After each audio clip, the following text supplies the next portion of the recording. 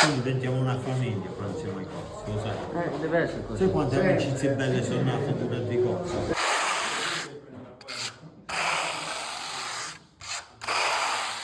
Fate asciugare bene le due mani di media che andate a dare sui pavimenti, dopodiché dovete carteggiare veramente bene. Se lasciamo dei segni, cosa succede? Quando passiamo sulla spatola, la fine non fa tanto spessore. Quindi quel segno là ci lascia il nero.